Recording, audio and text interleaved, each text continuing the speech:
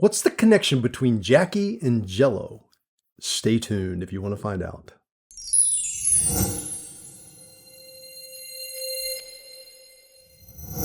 Hi, everyone. Welcome to OpenLove101.com. Glad you could join us. John and I are going to be answering some questions from the audience that Courtney has ready for us. We're going to find out what you guys need to know. But before we get started, go to OpenLove101.com, sign up to our email list, and we'll notify you of this video when it comes out. Actually, you're already watching this video, but you'll learn about a new one. Courtney? I have one question for you guys, and it is submitted through Instagram, and it was this person's having issues talking about their fantasies to their partner, and they want to know how do they even bring up the fantasies, and what should they do if they're not receptive, like if their partner isn't in agreement with these fantasies. Ooh.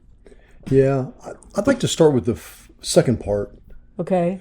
And I think it's really important when you're in an open relationship like this, or in the lifestyle, the swinger lifestyle, for both partners to be really receptive and open and listen in a loving way to whatever their partner has to say. I 100% agree. And to have someone scared or nervous about what their partner is going to think. If you're in a, what I try and do is put my mind set into a place of unconditional love. And if I love you unconditionally and you're to broach a fantasy or a question with me or a desire to do something, if I love you unconditionally, just as though you were, I think what happens in a relationship, we want to start exerting our control or opinions about certain things. Mm-hmm. And if we just sit there and listen with an open mind and respond in a loving way, no matter what, no matter if we agree to it or if we want to partake in it, whatever it is, just, babe, I love you and I love it that you have these kind of fantasies, but it's probably just not going to be my thing right now, but maybe we can find something else that's like along those lines that I'm more comfortable with, Right. That would be the answer that I would think would be like the negative way. If you're inside, you're really freaking out like, oh shit, really? This is her fantasy? There is no way in God's green earth I'm doing that. And normally that's how we'd respond. Like, hell no, I'm not doing that. Are you crazy? I mean, Why would you want to make your partner feel as though he or she's crazy? Right. Well, and if you are trying to base your relationship off an honest platform, you're kind of shooting yourself in the foot if you're telling your partner that you want them to be honest, but then when they're honest with you and then you sandblast it, what's the probability that they're going to be honest with you again?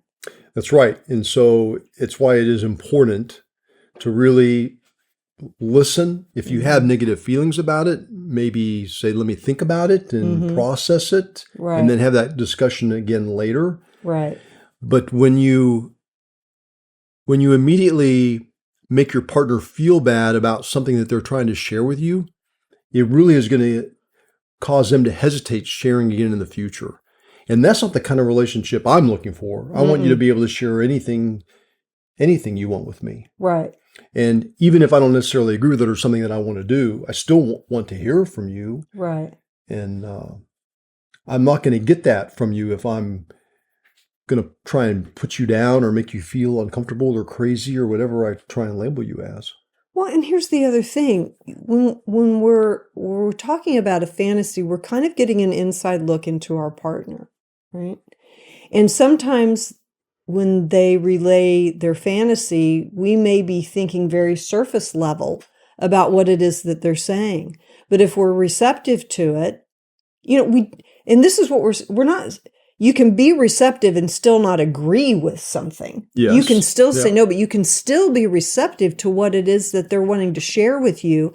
And you may find out that there's an undertone to this fantasy. You may end up learning something about your partner that you didn't know, or it may give you an opportunity to have a degree of empathy for your partner that maybe you wouldn't have had before because they were able to share this fantasy. And who knows what it stems from? Or, it's like getting that deeper, even more intimate look into how your partner operates. And if you can set aside maybe even your own stigmas of the fantasy or your own preconceived notions about what you think the fantasy is, if you can set those aside for just a minute, and like John said, just kind of shut up and listen, you'll learn something.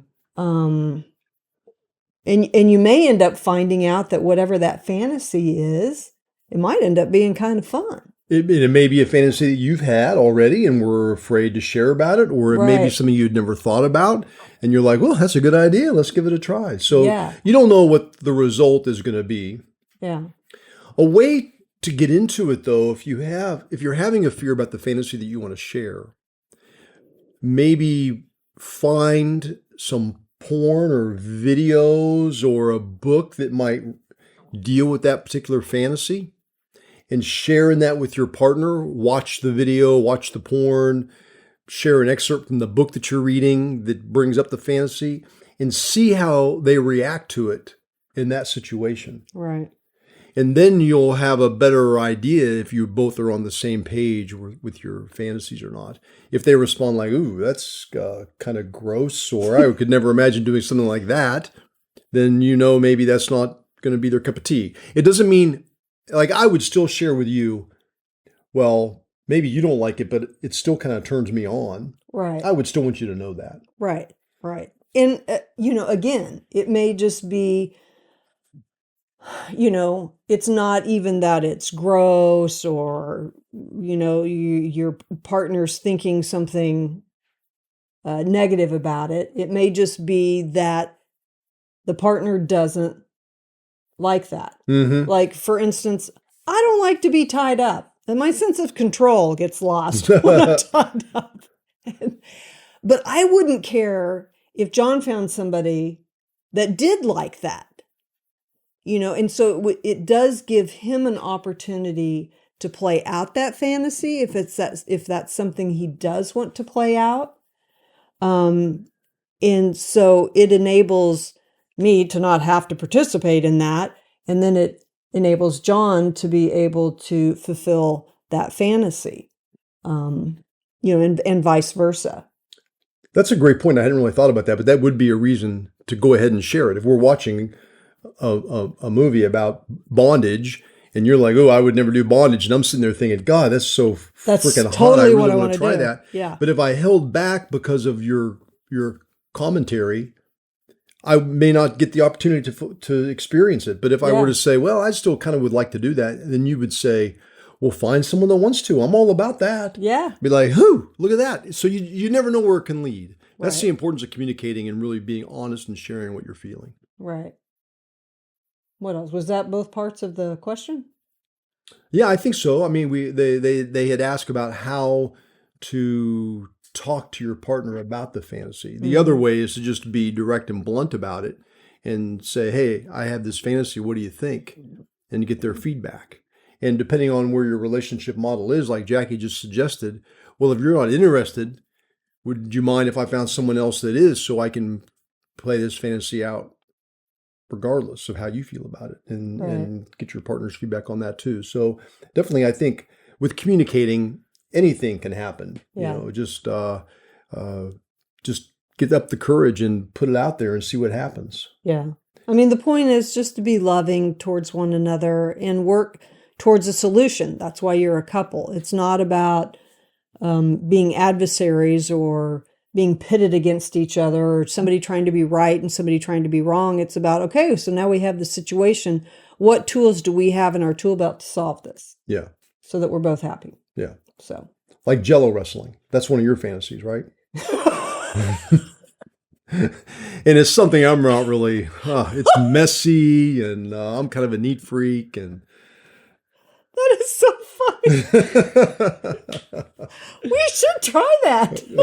Where can we get a tub full of Jello? well, you're welcome to try it with someone else, but it's not really my thing. Oh my gosh. Ugh. You're funny.